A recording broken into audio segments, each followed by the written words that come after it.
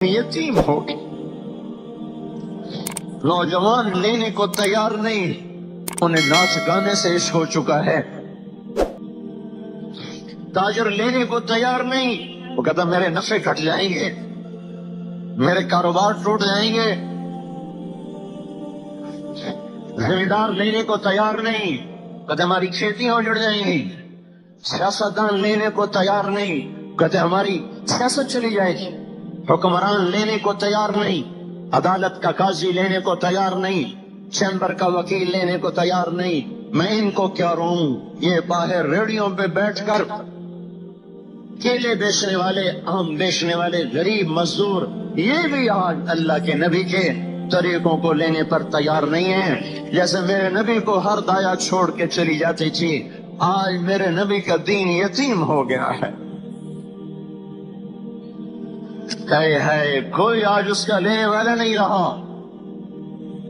نہ اس کے غلام، چیزوں کے غلام، چوپڑی روٹی کے غلام، چٹخارے اور لذت کے غلام، کپڑے کے غلام، روٹی کے غلام، مکانوں کے غلام، نوکریوں کے غلام۔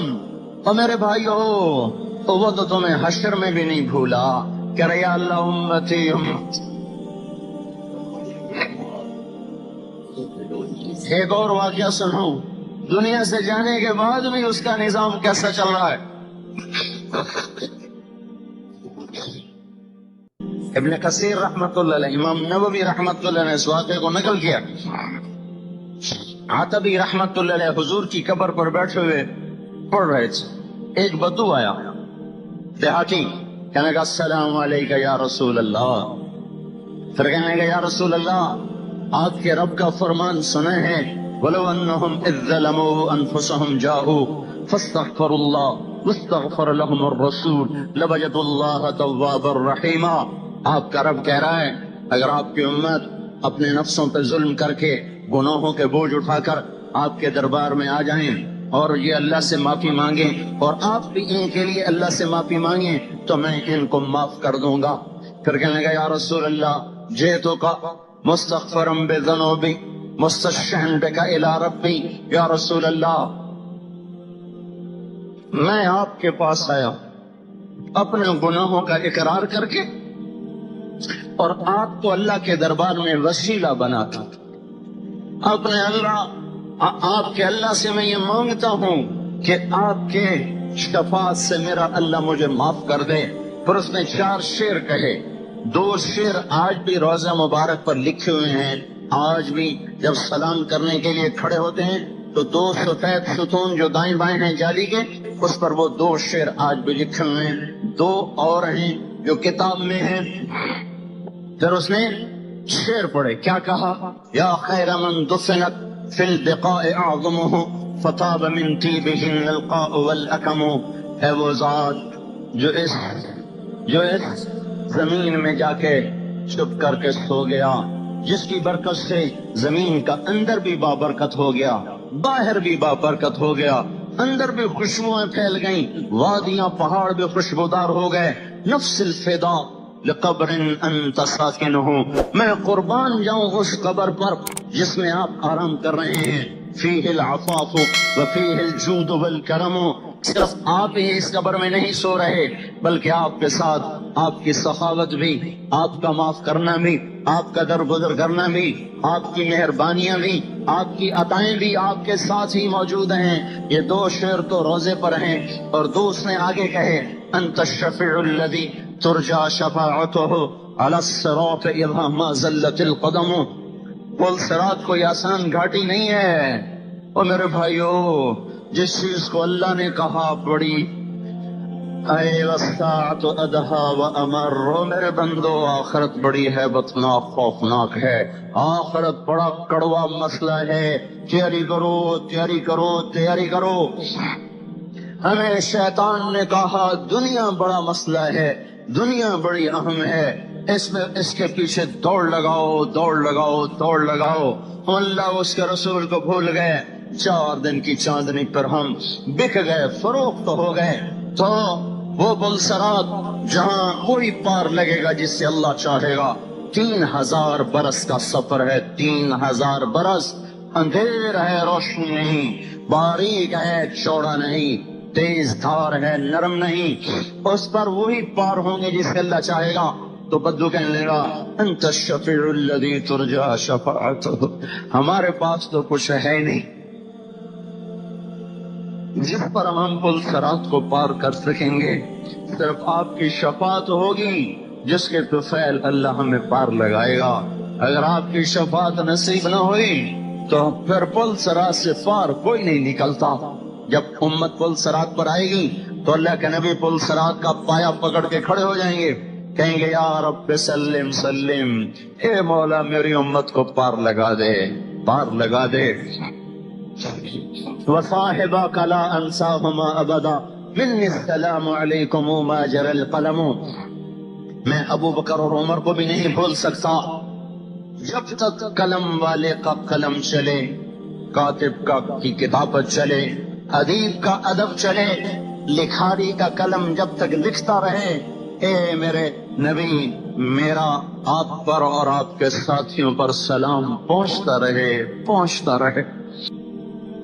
ہمارے اونٹ گم ہو گئے، میں تو پیدا نہیں ہوں تو اس سے پہلے کی بات ہے، میرے دادا مرحوم کی عادت تھی چاہے چوری کہاں پہنچ جائے برآمد ضرور کرتے تھے۔ تو وہ چلے چلے چلے ڈیرہ اسماعیل خان تک پہنچے، پاؤں کے نشان۔ اس وقت تو پکی سڑکیں نہیں ہوتی تھی، تو وہاں ایک بڑا زمیندار تھا، اس کے ڈیرے پہ اونٹ بندھے ہوئے ہمارے۔ کہنے لگے یہ اونٹ میرے ہیں۔ کہنے تم کہاں سے آئے ہو؟ کہا میں تلمبے سے آیا۔ تو اس نے میرے پردادے کا نام لیا کہ میاں گانے کی کیا لگتی؟ کہا وہ میرا باپ ہے۔ وہ کہنے لگا میری زندگی گزر گئی، آج تک میں نے چوری واپس نہیں کی، پر تیرے باپ کا میرے اوپر احسان ہے، یہ لے جا۔ کیا احسان ہے؟ کہا تلمبے کی پولیس نے مجھے پکڑا ہوا تھا، مجھے مار رہے تھے، اوپر سے تیرا باپ گزرا، اس نے مجھے دیکھا اور پتہ نہیں اس کے دل میں کیا ہے، چھوڑ دے انہوں تو انہیں چھوڑ دیا، بس یہ احسان مجھے یاد ہے، جا لے جا اپنے اونٹ۔ صرف ایک اللہ وہ ذات ہے جو احسانات کی ایک لامحدود فہرست ہے اور اسی سے بغاوت ہے۔ باہر کو چھوڑ دو جی، باہر کو، یہ ایک چھوٹی سی انگلی ہے اور انگلی کا یہ چھوٹا سا پورا ہے۔ جب اس کو یہاں رکھا تو اس نے بتایا کہ لوہے کو پکڑا ہے، جب اس کو یہاں رکھا تو اس نے بتایا ربڑ ہے، تار کو پکڑا ہے، اس کو ادھر رکھا تو اس نے بتایا لکڑی کو چھوا ہے، اس کو ادھر رکھا تو اس نے کہا کپڑے کو چھوا ہے، اسے یہاں رکھا تو اس نے بتایا پگڑی ہے، اسے یہاں رکھا تو اس نے بتایا بال کو چھوا ہے، اسے یہاں رکھا تو نے بتایا تو نے دانت کو چھوا ہے، اس کو بیٹی کے سر پر رکھا تو انہوں نے بتایا بیٹی ہے، اسے بیٹے کے سر پہ رکھا تو انگلی پیغام دیتی بیٹا ہے، اسے بیوی کے جسم پہ رکھا تو اس انگلی میں بتایا بیوی ہے، اسے ماں کے جسم پہ رکھا وہ اماں ہے، اسے دشمن کے ہاتھ سر پر رکھا تو پکار اٹھی دشمن ہے، اندر آگ لگ گئی۔ صرف ایک انگلی کا ایک پورا، ایک پورا یہ کتنے پیغام پہنچا رہا ہے ٹھیک ٹھیک پیچھے، اور وہاں سے صحیح صحیح جواب آ رہا ہے۔ صرف اس ایک پورے کا شکر ادا کرنے بیٹھو تو سجدے سے سر اٹھانے کی گنجائش کوئی نہیں ہے۔ پر یہ 5 وقت نماز بھی نہیں پڑھتے، 5 وقت بھی نہیں ہے نا۔ تو میں نے صرف چند بتایا جو اچانک میرے آ گئے زبان پر۔ پھر اس کے اوپر اللہ تعالیٰ نے یہ کور لگایا ہے، پھر اس کور کو آگے تھوڑا سخت کیا ہے۔ یہ جب تھوڑا سا نوخن زیادہ کٹ جاتا ہے، سارا دن ہم ہائے ہائے کرتے رہتے ہیں، کیا ہوا کہ تھوڑا سا زیادہ کٹ گیا، یہ کھچ جائے تو پھر کیا بنے گا؟ یہ کیا چیز ہے؟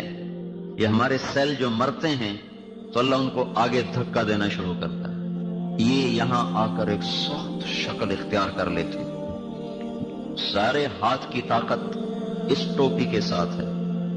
یہ 5 ٹوپیاں اتار دیں تو پہلوان ہو یا کمزور ہو سب برابر ہو گئے، اور وہ ایک سوئی بھی نہیں اٹھا سکتے، چمچ نہیں اٹھا سکتے۔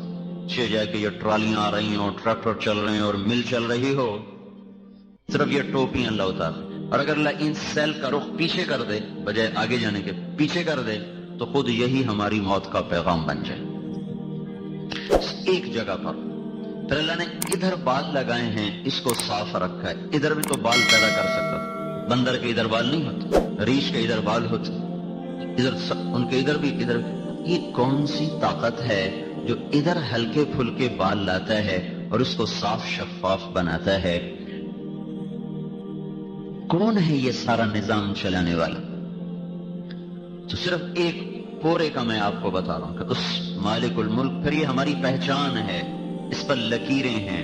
یہ لکیریں وہ ہیں جنہیں ساری دنیا سے ملا لو تو میری لکیریں اور ہیں، دوسروں کی اور ہیں.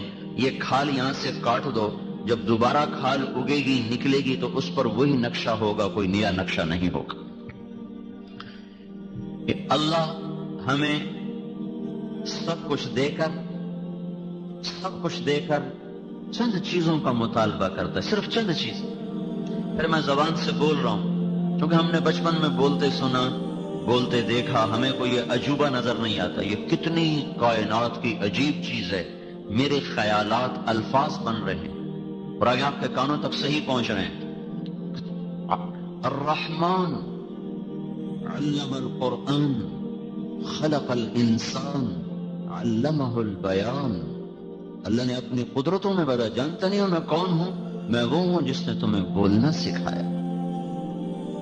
پھر یہ صرف بولنے کا کام نہیں دے رہے، بول. اور پھر بولنے کے لیے صرف میری آواز کافی نہیں ہے، ہوا ضروری ہے. کہ ہوا بیچ میں یہ بنتی ہے پوسٹ میں، ڈاکیا. یہ میرا پیغام اٹھاتی ہے، آپ کے کان تک پہنچاتی ہے. ہوا کو آپ کے کان تک پہنچانے کے لیے گردش کی ضرورت ہے کہ اس کو کوئی مسلسل حرکت دے رہا ہو. اگر اس کو مسلسل حرکت نہ دی جائے تو وہ آگے پیغام رسانی نہیں ہوگی. تو اب میں بول رہا ہوں، آپ سن رہے ہیں. میرا یہ بول آپ تک کیسے پہنچ رہا ہے؟ میں بولا، میرے خیالات الفاظ کے روپ میں آئے، ان کو فوراً اللہ نے برقی رفتار کے ساتھ میری زبان تک پہنچایا. میں نے ہونٹوں اور زبان کو ایسے ہلایا، ہوا سے میرے ہونٹ میری زبان ٹکرائی اور جو کچھ میں کہنا چاہتا ہوں وہ الفاظ بن کر باہر نکلے. آگے ہوا کھڑی تھی، اس کو لے لیا اور بھاگ کے آپ کے کان تک پہنچایا. کان میں تھوڑا سا پانی ہے، اس میں کوئی 10 لاکھ بال ہیں. ایک گیند ہے، گیند اس کے اندر پانی ہے، اس میں 10 لاکھ بال ہیں. یہ میری آواز جا کر آپ کے اس پردے کو ٹھک ٹھک ضربیں لگا رہی. وہ جب ضرب لگتی ہے تو وہ بال حرکت کرتے ہیں، اس سے بجلی پیدا ہوتی. تو میرا پیغام بجلی کی شعاع بن کر اسی رفتار کے ساتھ آپ کے دماغ کے ساتھ جا کر ٹکراتا ہے. تو میرے بولنے اور آپ کے سمجھنے میں کوئی فاصلہ نہیں قائم، بلکہ میں بول رہا ہوں، آپ سن رہے ہیں اور سمجھ رہے ہیں. ہوا آپ تک یہ پیغام پہنچاتی ہے. ہوا کو حرکت، یہ ہل رہی. اگر یہ پتے ساکت ہوں پھر بھی ہوا حرکت میں رہتی. اس کو کون حرکت دینے والا ہے؟ یہ ہمارے بس میں تو ہے نہیں. تو اللہ پاک نے زمین کو دوڑایا، پھر سے گھمایا، پھر سے ہلایا. ہم ایک ایسے گیند پر بیٹھے ہوئے ہیں جو گھوم بھی رہا ہے، جو دوڑ بھی رہا ہے. اور جب کوئی چیز گھومے بھی اور تیز رفتار بھی ہو تو اس میں اپنے آپ تھر تھراہٹ پیدا ہو جاتی. تو ہماری زمین یوں بھاگ رہی ہے، اس کے بھاگنے کی رفتار ہے 66,000 میل فی گھنٹہ.